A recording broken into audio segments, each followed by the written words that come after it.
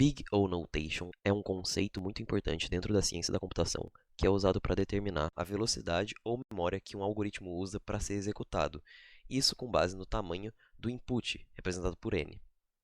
Para simplificar essa notação, a gente representa apenas o pior cenário possível da função e também ignoramos os valores que não dependem da entrada ou do n. Por exemplo, aqui a gente tem uma função achar número, que vai procurar por todos os elementos de uma array e vai tentar achar o alvo.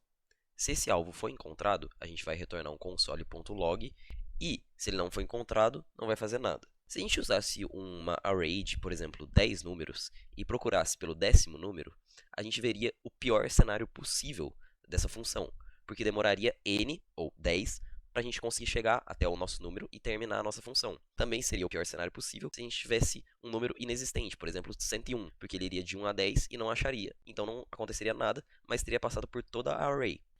Já o melhor cenário possível dessa função seria se a gente tivesse o primeiro elemento da array como o alvo, porque aí a gente só precisaria passar por um loop que ele já ia retornar e finalizar a função, nesse caso o número 1.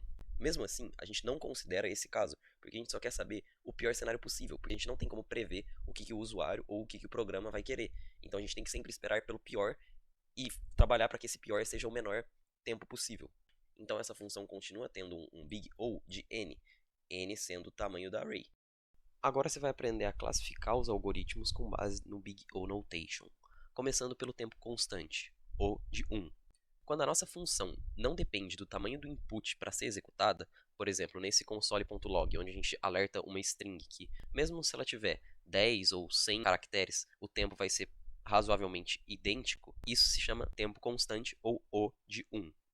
Já a classificação logarítmica, ou log de n, acontece quando o nosso algoritmo segue uma função de tempo, com base no input, de log. Isso ocorre, por exemplo, quando a gente tem uma busca binária, onde a gente vai dividindo a array no meio de forma subsequente.